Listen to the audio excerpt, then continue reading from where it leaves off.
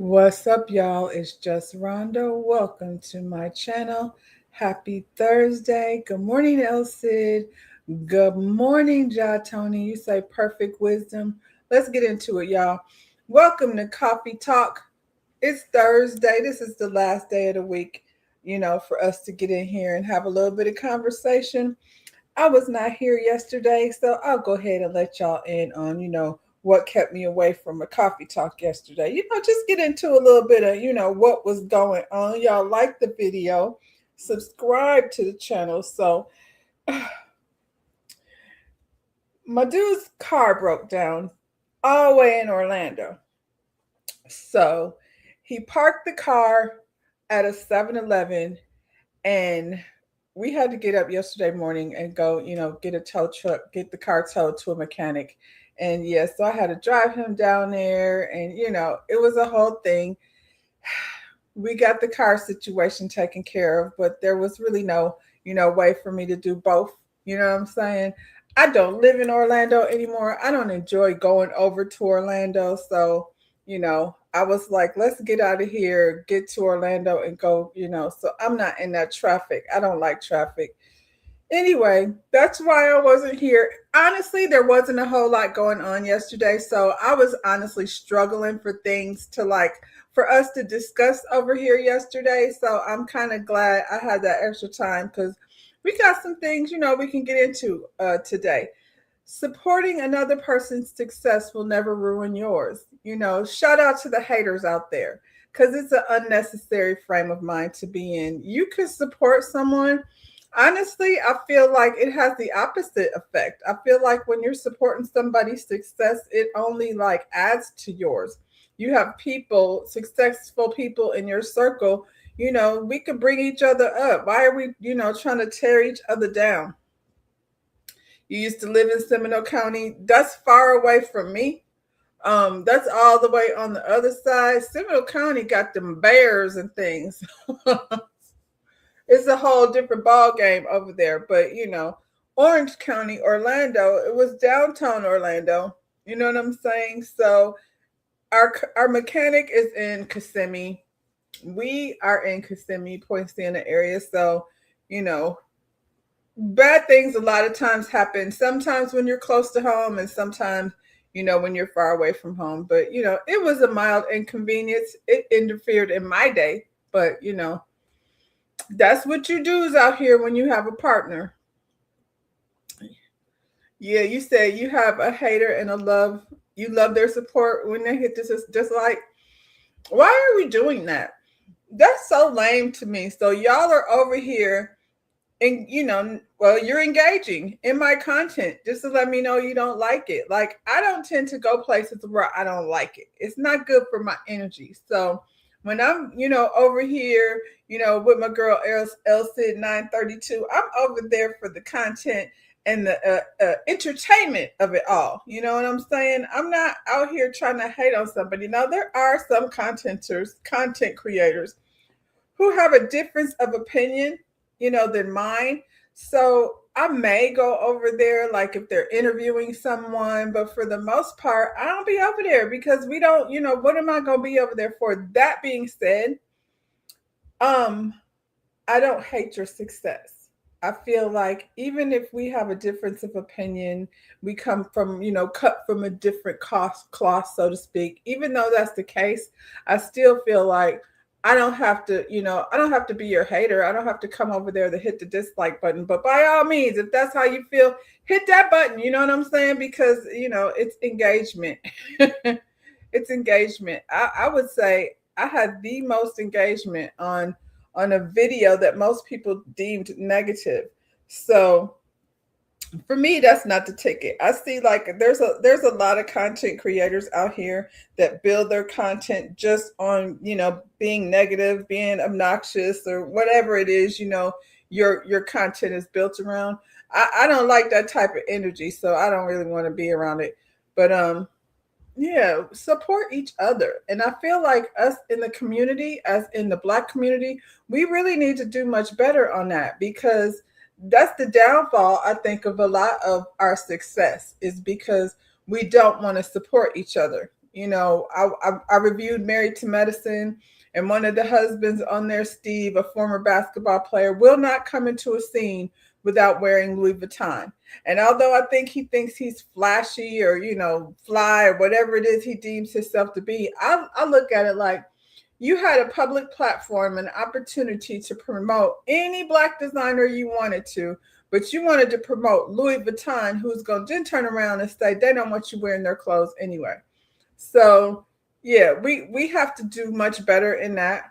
I I work in a salon that was formerly owned by Latina two men, and people came in the door just based on, you know, the last name. He put his last name on the business, and people came in the door because they wanted to support their own.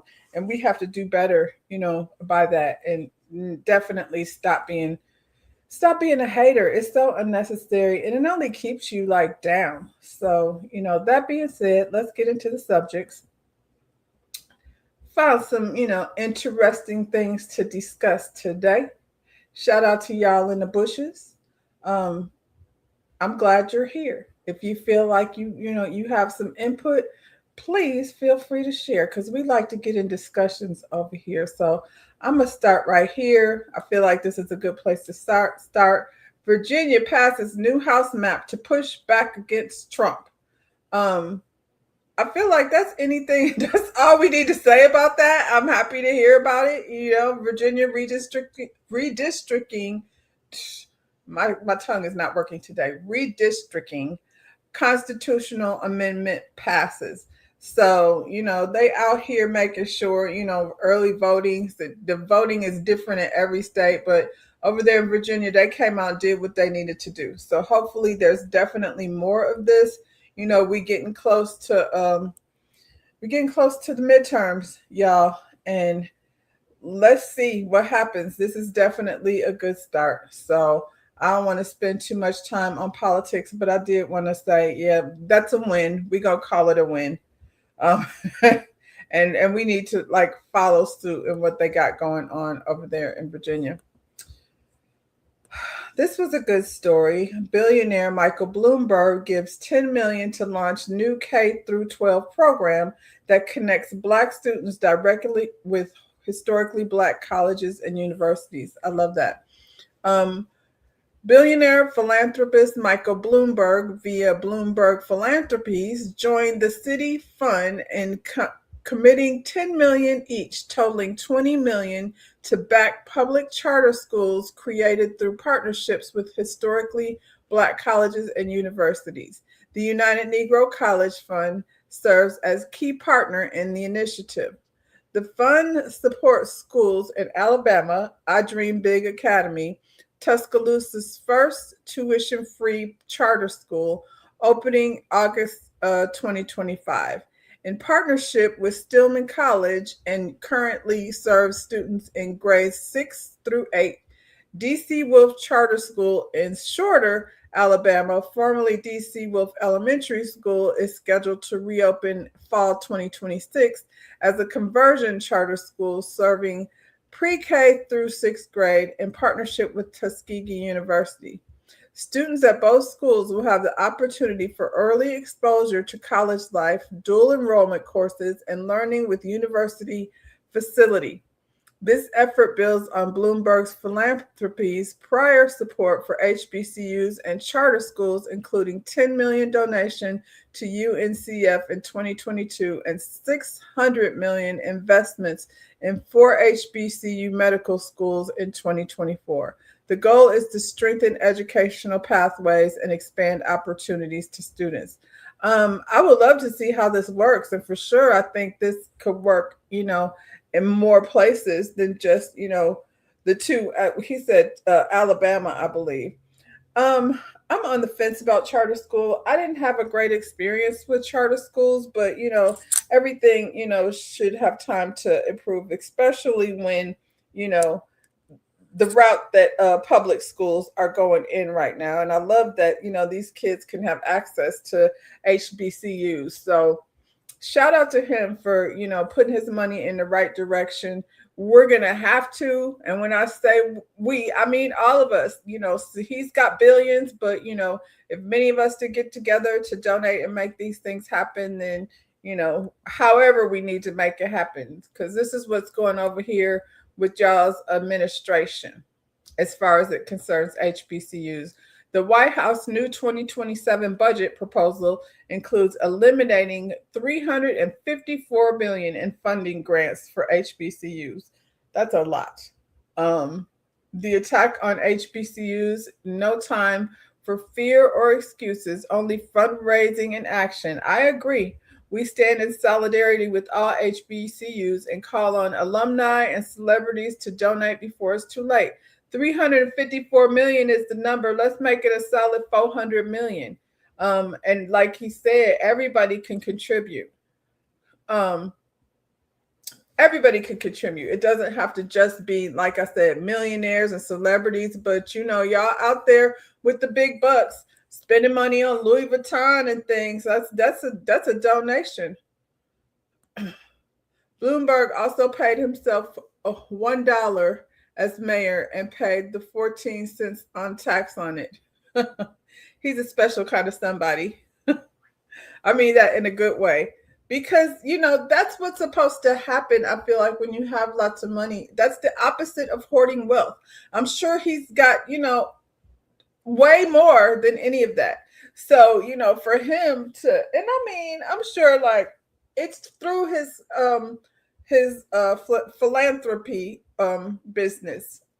So he has rich friends. I'm sure like it's not coming out of his pocket, but if he can raise that money, then think of how much money could be raised if everybody got themselves involved. He also rode New York City train one day a week to save the city money. Like I said, this is what you call an ally. You know what I'm saying? Can he come to the cookout? No. We meet him though over somewhere and have conversations with him. This is somebody I feel like he don't need to come to the cookout. He sees the problem and he figures out a way to solve it. So yeah, if we can use anything as an example, you know what I'm saying? And I think we think like, I'm broke, I don't have no money. $5, $10, you know what I'm saying, to some of these funds to keep the kids educated because they need it and they need to be exposed to it. He could sponsor the cookout. He probably would have no problem sponsoring the cookout, and we could take him a plate. I'm standing on business.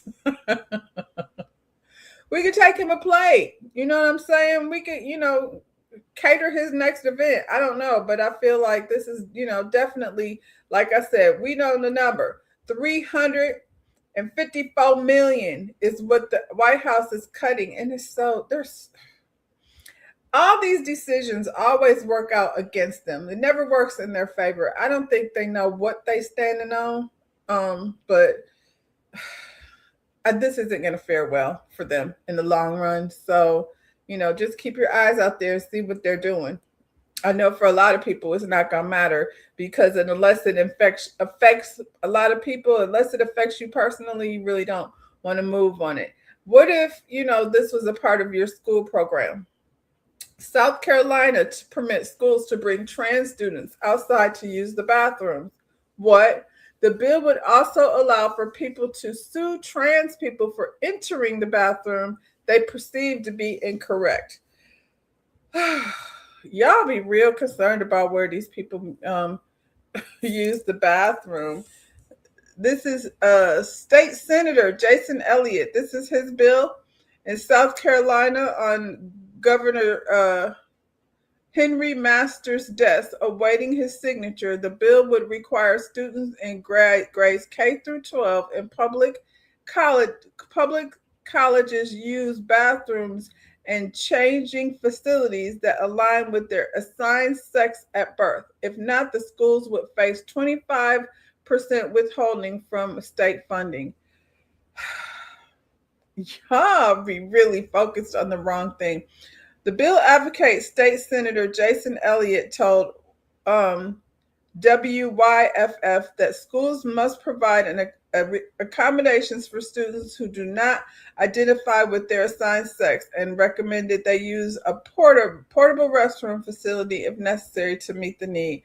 This is wild. You know what this reminds me of? This reminds me of that scene in Hidden Figures when Taraji had to go to the bathroom and she had to run all the way across that parking lot, all the way to the other building, in the rain just to go pee. Oh my God. That, I don't know why that particular scene just made me so angry.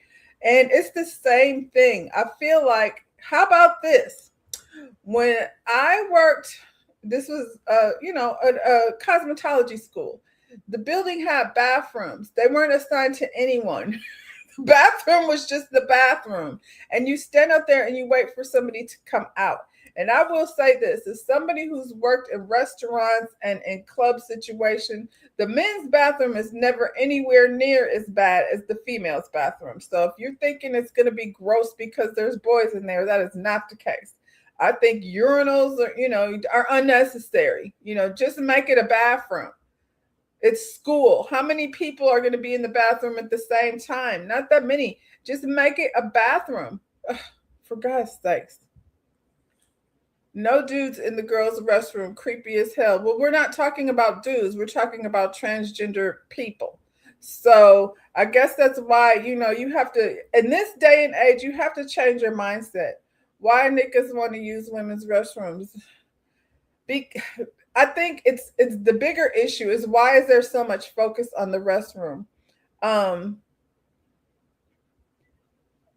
They won't get molested in the men's room, creep us out. I don't know, Jatoni. I'm gonna have to fight with you on this one because I feel like it's the bathroom. And you're talking about students. You're talking about high school students or college students, and it's really not that serious. You could have various bathrooms that are just bathrooms. Do you do that at your house? Are you at your house going, only the girls can use this bathroom? It's not like that at home. At home, the bathroom is the bathroom. But now all of a sudden we want to make a big deal about where people are using the bathroom. I have worked in places with trans students, and it's really like about you more than it is about them. They just need to go pee. You, and I don't mean you specifically, I mean people who think like this though, are so focused on what the hell is happening in the bathroom. It's a little bit, check yourself. That's how I feel. Check yourself. I don't care, about what's happening in the bathroom when I'm not in there. And so, like I said, if you're so worried, then stop making urinals and, cubbies, or, just make multiple bathrooms. And, just one bathroom that says bathroom. And then that way, whoever's in there is the person that has to go pee. And we don't have to worry about, you know what I'm saying? People worried about the wrong damn thing. I feel like this is a bill sitting on somebody's desk. Like, of all the things that we could be discussing, Senator, we discussing whether or not now you want your kid to go. And I mean, what if it's your child? This is another thing. Like, I don't have any transgender children, but I would hope that if I did, they weren't ostracized over having to use the bathroom. That's it. That's all. I just need to go pee. And all of these other negative things that are associated with them as people, those are things that are associated with men.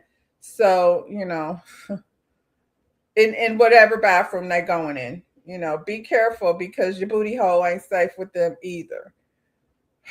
On to the next thing. I wouldn't want it. Anyway, this is why Florida property manager on the run after she's stealing hundreds of thousands of dollars from HOAs to fund lavish trips and plastic surgery, sheriff says.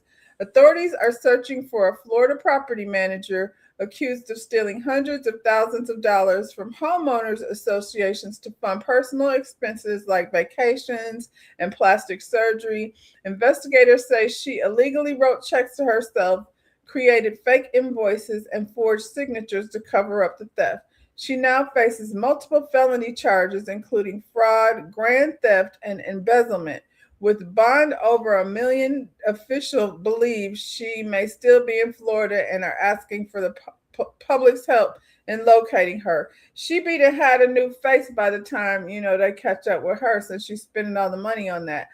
I think this is more common than not, because people move in neighborhoods and they don't get involved with the homeowners association necessarily. They just know, there's a board, and the board generally meets without the people in the neighborhood. And I could tell you, in my neighborhood, which is broken up in villages, so that means it's a lot of homes under this particular association. So there's a lot of complaining about what they be, finding people for. And that's what they do. They come fine you for little things, and then they can, siphon that money into funding your plastic surgery or whatever they have going on. That's why they don't need to have homeowners association. They need to have like maybe 10 basic rules. Don't park your car on the grass. Don't let your grass get out of control. If your yard is out of control, then you will be fined. You know what I'm saying? Things like that. But for them to be finding people, I see, don't put the flowers over there. You can only plant this. Like, they make rules that are ridiculous for people who own their property. So I had a garden fence up. I don't own my home, but I had a little garden fence up to keep my dog actually from leaving the backyard. And it was up for 3 years. The fence was up for 3 years, and just the guy was riding by one day and decided that they were going to fine for that. So I had to take them down. It's really stupid. Georgia legislation just put HOAs under section of state office now. What does that mean? They're under state office. So, yeah, what does that mean? I mean, does that change the way they make the rules? New law limits power of the HOA. Okay. Now to lien or foreclose on property. I feel like, yes, you can foreclose on somebody's property. It's a lot. It's a scam. So, good luck finding this lady. Like I said, she probably somewhere in Colombia or wherever, Colombia, Brazil, one of those, because she definitely giving Latina. She definitely giving Cuban-esque kind of look. So yeah, if you see this lady, please call 911. I guess, I don't know. Ooh, I hate the homeowners association. So I thought this was interesting. A man in India said he made thousands of dollars scamming super dumb MAGA fans with a fake AI influencer named Emily Hart. The MAGA crowd is made up of dumb people. I think this is absolutely hilarious. A man in India says he made thousands of dollars scamming super dumb MAGA fans with a fake AI influencer named Emily Hart. Helped pay for his medical school. Instagram algorithms would blow up his fake content daily. He tried a liberal version, but it didn't work. Because I don't think we really be like on influencers like that necessarily. Not in the way of politics. That we would be more likely to follow somebody with a good mascara. Democrats know that it's AI. So, okay, I don't want to say that, because the AI is getting a little bit more complicated maybe, but I feel like people attached to MAGA are definitely into the ignorance of it all. So he says super dumb people and they fall for it. I think this is hilarious. So you got this blonde haired, blue eyed white girl in this flag bikini. This is the type of stuff they love. This is one of the posts. Of course, Democrats protest against ICE because they are deporting half of their voters. That's inappropriate, but it sounds like the stuff that they be eating up. I think just because he's an Indian, I think it's funny because he doesn't even live here. So, the negativity that he's putting out there is feeding into what they love. I don't know. I'm not even mad at the hustle for some reason. You said real news reporter here. I mean, I just see how they could fall for it. I'm not gonna knock his hustle. I wouldn't do it. Like I said, I can't build content based on negativity just because it doesn't make me feel good. But I ain't mad at him. He said he paid for his medical school off of y'all's ignorance. That's hilarious, and not surprising. You know, being having a love affair with negativity is self damaging. So I hope they keep that same energy.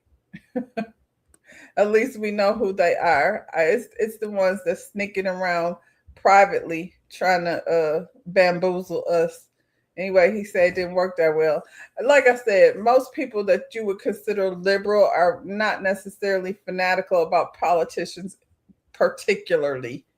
Um, yeah, I didn't see a whole lot of Joe Biden trucks and things running around during election time. So it was just like we got to go do what we got to do.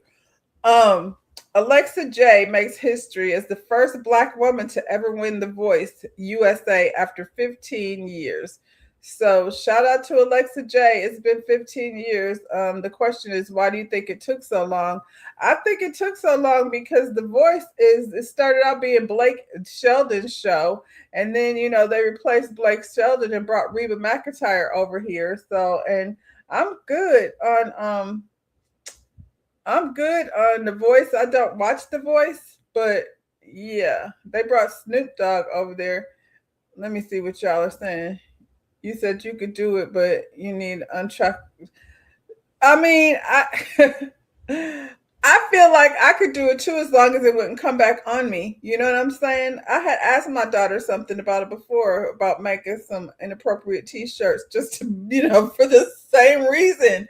But I was like, I don't want to get caught up in that energy though. You said that's why I don't watch The Voice. In 15 years, this is the first Black contestant to win. Yeah, okay. I don't watch The Voice either. I stopped watching The Voice a long time ago. And I only really like the part where the chairs turn around. I never really got too much into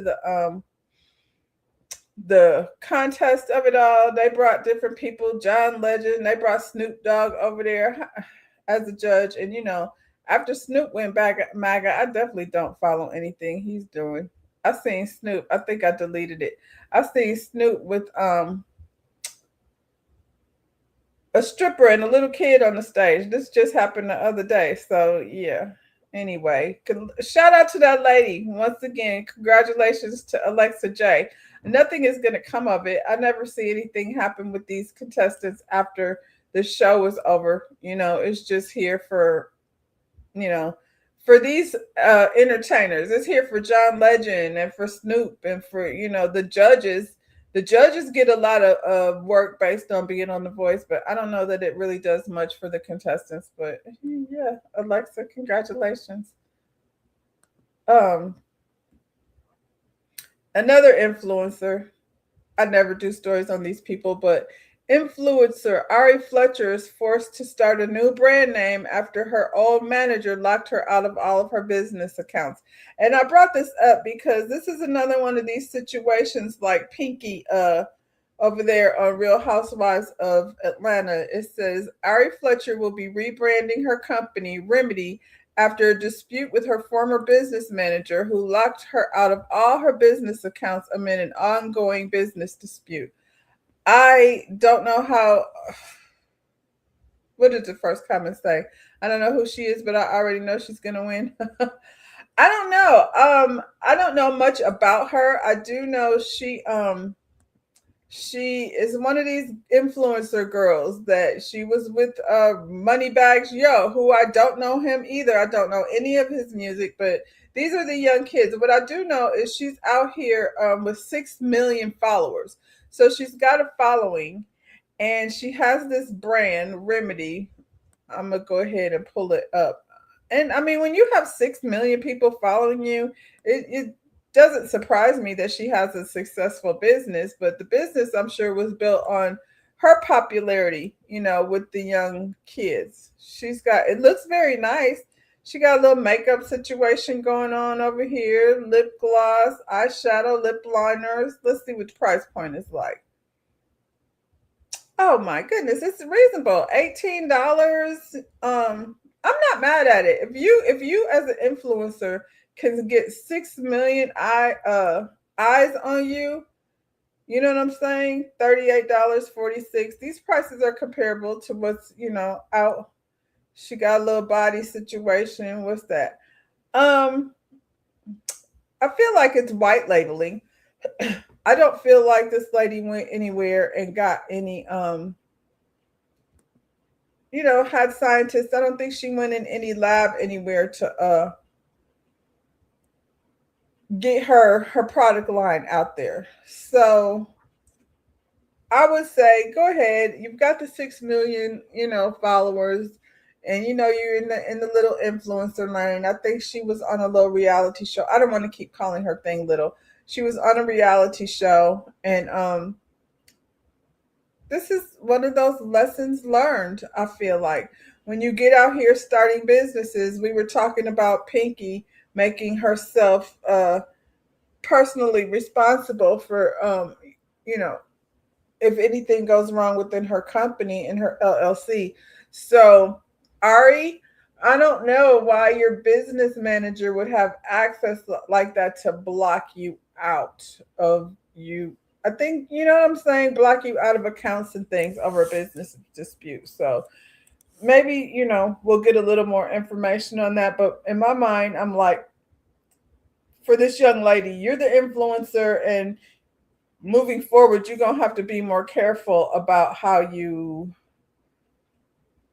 manage your business. You know what I'm saying? Get things like she can't use the name, so maybe you should invest in trademarking and that kind of thing. You got to get that part ownership of your name and your brand before you become, well recognized. I don't know what the people are buying, but they might be spending money over there. I'm sure she makes decent money, honestly, off of her brand because she is quite popular. So can this hurt her?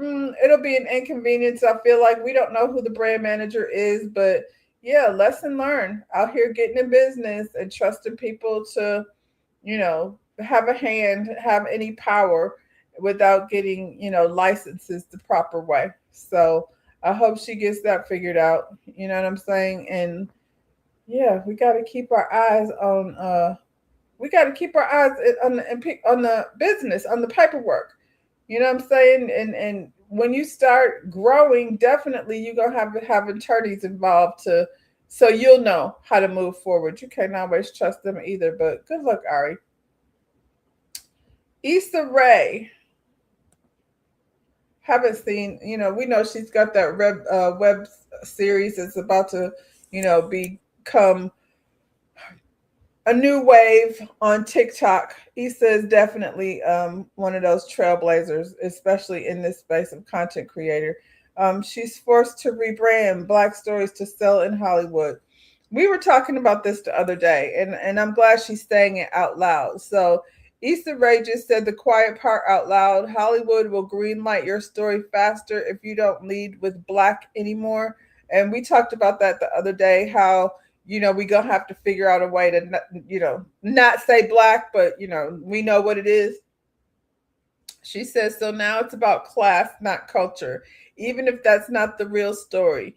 Smart business move or sad reality of the industry? Would you play the game to get your show sold? I would. I feel like this is different than what was going on with the Indian guy and the AI influencer. I mean, it's a smart business move. At some point, we are going to have to be smarter than what they are, and move around. It's always been that way. I don't think it's a new issue. It's always been an issue. Easter and the people in her age bracket, or the people, the young Hollywood and the young successful Hollywood, Ryan Coogler, some of these people, Ava DuVernay, she's done a good job, I think, of marketing hers. What's the other one that did Grey's Anatomy and now she does Bridgerton? We're gonna have to figure out how to navigate without, using the words that make them uncomfortable. This is not new. It's called code switching. So yeah, yes, she should absolutely do it because she gets these opportunities, and then she will tell her story the way she tells her story without using the word black. I hate that that's such a, you know, it just shows the ignorance of people. Sorry, and the things that they're affected by. But, I think, yes, if I were her, I would do it. So, DEI definitely, Hollywood, it has always been, Hollywood is, they think they're woke in Hollywood, but they're actually just as bad as everybody else, when it comes to that. Singer Mary J. Blige admits she treated people so bad earlier in her career. She said, I was savage. Well, savage is one hell of a description of yourself. Credits She credits therapy, self-reflection, and fans for helping her grow. So Mary J. Blige is opening up about a difficult chapter in her past. Candidly, she's admitting that she treated people so bad earlier in her career. The Grammy winning singer reflected on her behavior during her rise to fame, describing herself as at the time as savage, a period she now views with honesty and accountability. What is the accountability? I would like to know. I mean, honestly, we probably thought she was a bitch anyways. This isn't a revelation, I don't think. Blige's early years in the spotlight were marked by immense pressure, personal struggles, and challenges of navigating fame while dealing with her inner pain. Known for her channeling raw emotion into her music, she now acknowledges that some of that pain manifested in how she treated others around her. This is an excuse to me. I feel like this is just an excuse. We're talking about, how she started out and the things that she went through, but I feel like that's no excuse for treating people bad. And I also feel like that's in you, somewhere that's in you, to translate whatever you went through and, to treating people bad in in the entertainment field. And what does that mean, Mary J? Over the time, the R&B icon says she began to recognize the need for change through therapy, deep self-reflection, and a commitment to personal growth. Blige worked to better understand herself and take responsibility for her actions. I wonder what those actions were. She credits these efforts with helping her evolve not just as an artist, but as a person. Importantly, she also points out to her fans as major source of strength throughout the journey. Their continued support, she says, played a key role in her healing process and encouraged her to keep growing. Today, Blige stands as a testament to transformation, using her story to show growth is possible even after acknowledging past mistakes. I would love to know, I mean, what was the growth? She was also drinking a lot. Yeah, she was down bad with Casey over there. This is my thing though. This is what I thought of early Mary J. Blige. So what bad things were you over there doing, Mary J? You know what I'm saying? Because Puff will be out. What is it, 28? They keep trying to change the date of when he's going to be released. But, you know, the Hollywood has been very quiet about Puff and, how they feel about him or, their involvement with him. But when she says, I treated people bad, and then, follows up with she changed her life around, we know she was out there drunk. But, yeah, I would be curious. I feel like when Puff comes out, there's gonna be more talking. There's gonna be more conversation. So is she saying this now, to kind of prepare us for what's to come? So she can say, I was down bad. And and listen, I love Mary J. Her music. As a performer, I've seen Mary J in concert and she gave it all. She put it all on the floor. Thankfully then, because I heard that she halfway coming now, and they said she's gonna have a residency in Vegas. So I hope that Mary J puts in the effort to put to put it down the way she did when I saw her early on. So I don't know if that was pre-drugs or whatever she was going through. She wasn't with Puff, but she was with Jay-Z because he was the other person on the ticket. So yeah, Mary J grew up at a time involved with Bad Boy and Uptown Records. And yeah, I don't know. Is this a book, Mary J? I'm very proud of her and her accomplishments, but it just like, I don't know, struck me away when you say I was bad to people, because to me that seems like a whole different thing. You know what I'm saying? Than just being like I was on drugs and, you know, what kind of bad was you, girl?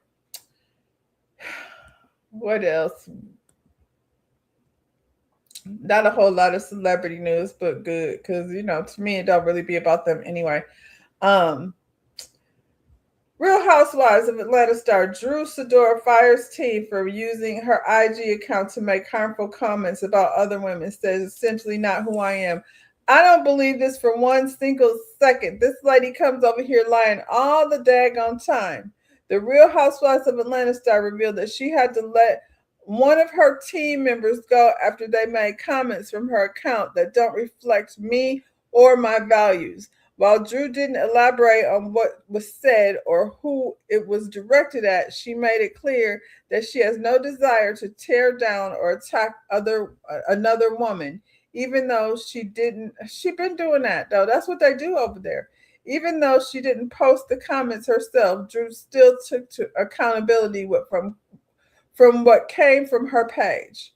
She also says she won't name the person behind the remarks out of respect for the positive contributions they've made in the past. What?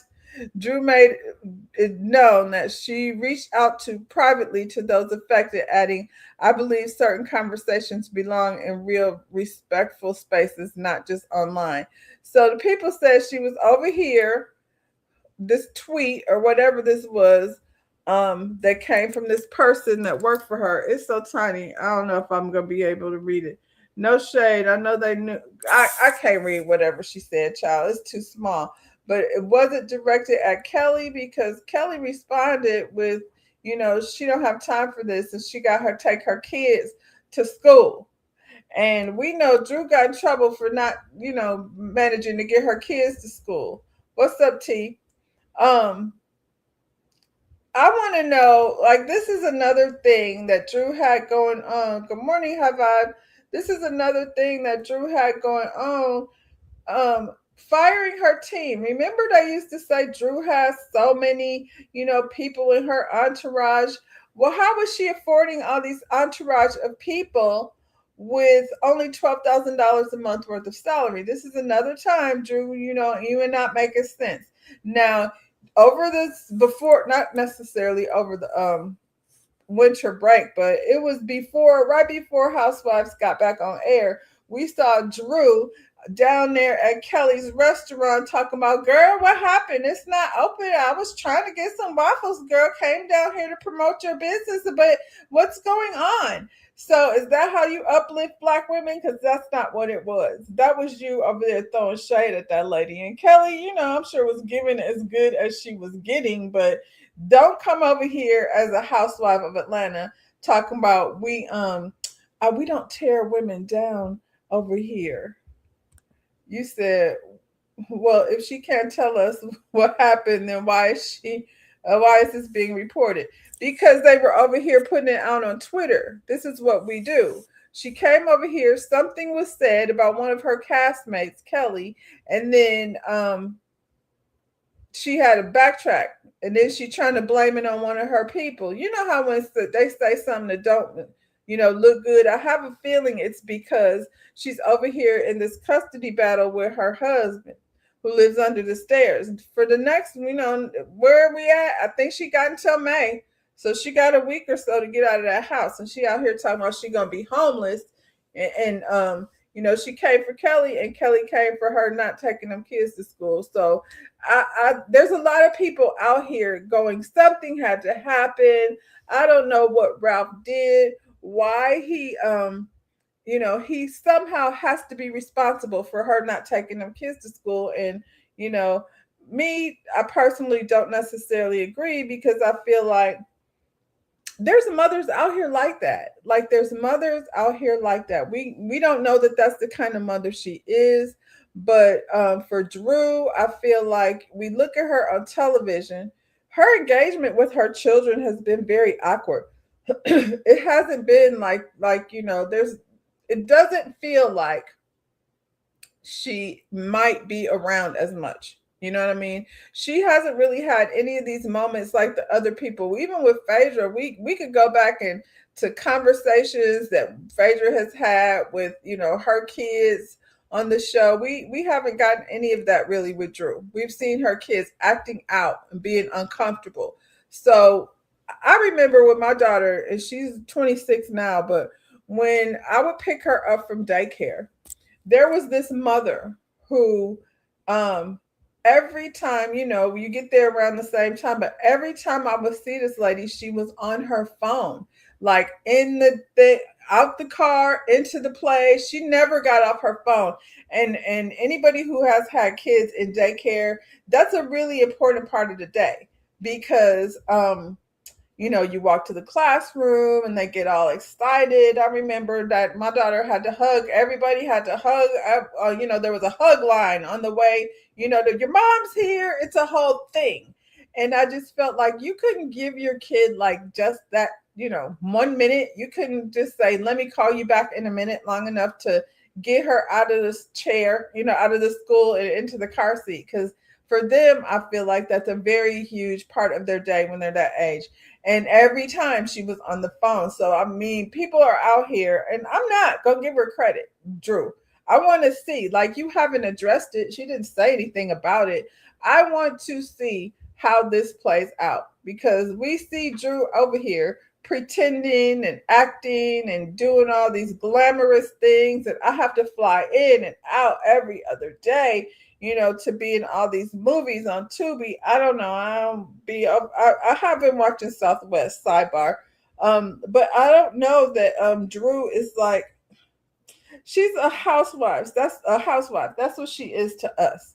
So yeah, I just feel like I'm not gonna give her no credit until I hear what the story is, because the whole situation with her and Ralph is weird to me in general. The whole thing about wanting this man to adopt her child, to me, that ain't good mothering. If you want somebody to adopt your child who doesn't want him, now he's a big boy, now he's in his teens, and now you're having to separate your children. So I don't know, child. I don't believe that Drew is over here firing people because they were putting down other women. I feel like Drew does plenty of that. So yeah, now she's firing her team members. So she's not taking accountability for any of the things that she's done. Housewives and things, celebrities and things.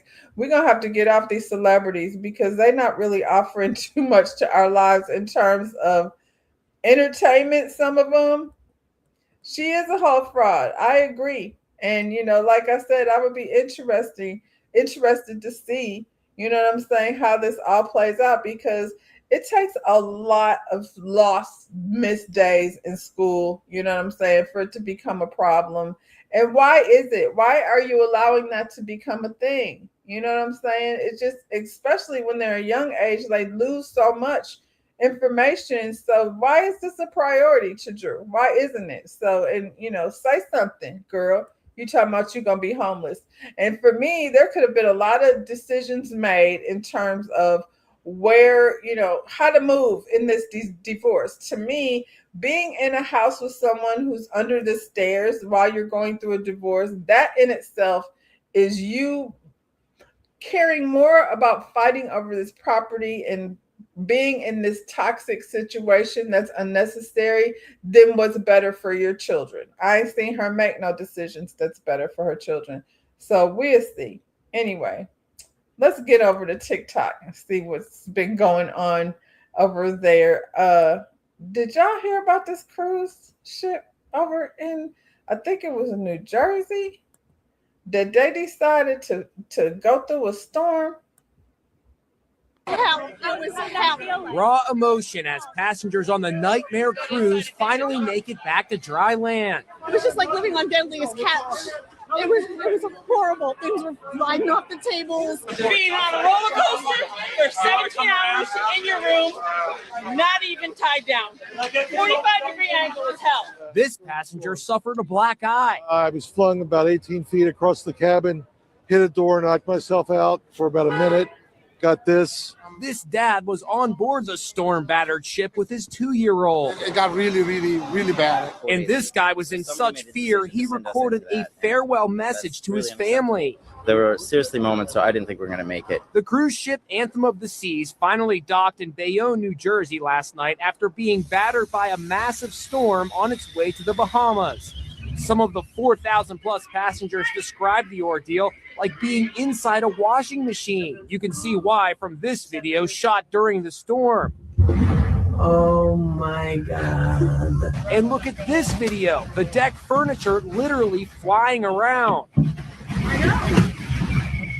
One passenger posted this onboard weather map showing wind 116 knots. That's about 130 miles an hour. The cruise line continues to come under attack for not heeding warnings about the storm. So you can see how quickly it developed that strong wind. A passenger tweeted, "I would rather have Captain Crunch as my captain." Al Roker says the cruise line Royal Caribbean should have known the weather was going to be bad. They had plenty of warning. Yeah. They made a decision. One weather service warned 4 days before the ship set sail, storm force winds possible. Royal Caribbean says in a statement, "We apologize for exposing our guests and crew to the weather they faced and for what they went through. We need to do better." The ship finally made it back to port, but because it got here in the middle of the night, some of the passengers had to stay an extra night on the ship. Now the returning vacationers are trying to put the ordeal behind them. There was moments we were weightless, literally we couldn't touch the floor because it's like being in the front of a roller coaster. And other times that we just couldn't even stand because the G-forces. My daughters were in one of the bars, and they said an entire wall of glasses came toppling over. Everything's flying off the shelves, and whew, it was unbelievable. Never been on a ride like that in my life, believe me. A blessed Hell, I was hell. raw emotion. I've been on many cruises. I cannot imagine what that must have felt like. I don't know where they were sailing from. They flew into a tornado. That's what it looks like. But I mean, it's not hurricane season.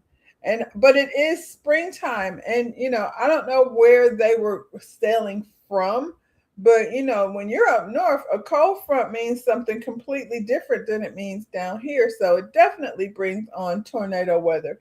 That's not saying it couldn't happen here, but they had plenty of notice, in terms of they was like, forget them people, we riding out. You know what I'm saying? Instead of just rescheduling.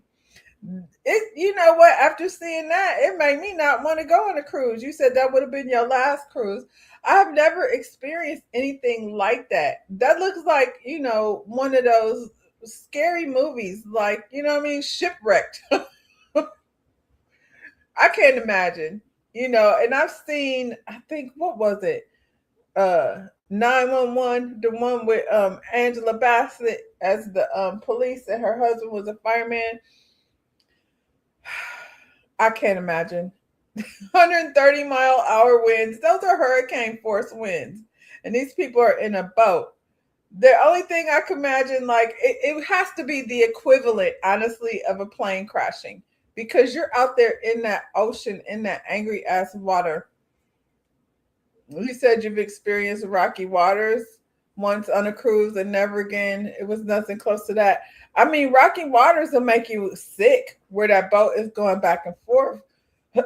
I've been on many cruises, like I said, and I've never experienced that. So I'm going to just go ahead and cut it right there. You know how they say leave on a win? I'm going to leave on a win because that was insane. That was completely insane. I feel for those people. Like I said, it would probably feel like you crashing in an airplane. I'm gonna go ahead and end on this note. I thought this was very cool. We talk about how, men behave, how badly they behave. And so maybe this is something that could be incorporated in terms of teaching not just men, but kids in general, teaching kids boundaries very early on. This was very cool to me. So yeah, hopefully this will be incorporated. You know what I'm saying, in terms of teaching young children what boundaries look like in a positive way. Can I get a hug? Why not? Just a hug? Come on, you can give me a hug now, for real. All right. That is not a yes. You understand that? Yes, sir. Was that a yes? No, sir. Even though she said yes, what was her body language saying? No. Her body language was saying no. You understand that? Yes, sir. Even if somebody's body language is saying no, that still means what? No. Say what? No. So they might verbally be saying yes, but their body language is saying what? No. Right. So that is also a no. If somebody's not giving you a yes, a real yes, it's still no. You understand that? Yes, sir. And do you even want to hug like that? If somebody ain't hugging you back, do you even want that? No, sir. We don't want that anyway. If somebody's gonna do something for you, you're gonna do something for somebody else. You want them to want that. You understand that? Yes, sir. And if they don't want that, then we let that slide. You understand that? Yes, sir. We let it go. Like, you know what? Never mind. You understand that? Yes, sir. If somebody got to be like, well, I mean, I guess, and all that, or oh, okay, and all that, then we don't want that. You understand that? Yes, sir. That is not a yes. Good to go? Yes, sir. Is Mark borrow your phone? Please? I just need to borrow it real quick. I just need to call my mom right quick. Come on, I just need to borrow it right quick. Call my mom right fast. Go ahead. All right, appreciate it. It's gonna be real quick. Talk to me. What going on? You convinced her because she said no, and then she said yes. Yep. I tried to convince her, and after she said no already, you understand that? Yes, sir. And then when she did say, okay, fine, was that a yes? No, sir. That was not a yes. Good to go? Yes, sir. And even if she say, well, yes, is that a yes? No, sir. That is not a real yes. You understand that? Yes, sir. We want a real emphatic yes. Good to go? Yes, sir. Do we give anybody any attitude to try to convince them? No, sir. If we have to do any of that little extra stuff like convincing and getting mad and all that stuff, then we don't need to be trying to ask them for anything. Good to go? Yes, You sir. need to let it go. It's working. Can I get a hug? Sure. Yep. What did body language say? Yes. That's what we're looking for. If we got to convince them what that means. No. If we got to convince them what that means. No. It's a no. It's a no. Good to go? Yes, sir. What's a yes? A real yes. They gonna say yes with they what? Now. And what? Body language. They gonna say yes with they what? Now. And what? Body language. Good to go? Yes, sir. Easy work. How are you? I'm doing good. Can I get a hug? I love this. I love that these are young people. They understanding. This is something I feel like you can have somebody come in, and this is some guy that looks like a coach or something that, that these kids look up to. So I definitely think this is something that can be incorporated into youth programs, just teaching kids boundaries. And even on the other end, I didn't know he had a channel, Elsa, but I'm gonna go ahead and look for it.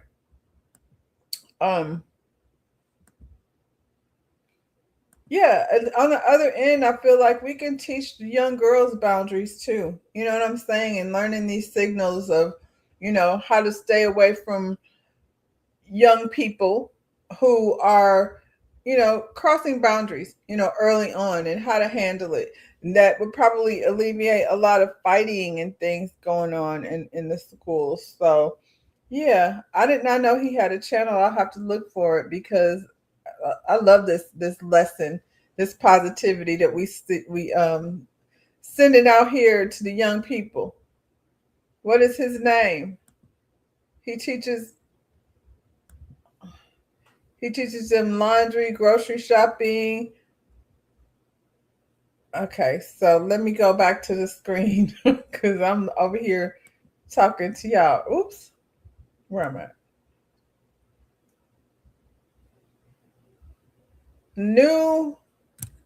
What is his name? New Emerging King. That's his name. New Emerging King. I'm following him right now because I love his message. And you could put this on with Miss Rachel or whatever some of these other programs for the young kids. So New Emerging King. That's his name. So I'll be looking for more things out there from this young man. Anyway, y'all have a good weekend. I'm gonna go ahead and try to switch it up, get in my new energy, and yeah, have a blessed day. Be careful out there, and I will see you when I see you. Bye, y'all.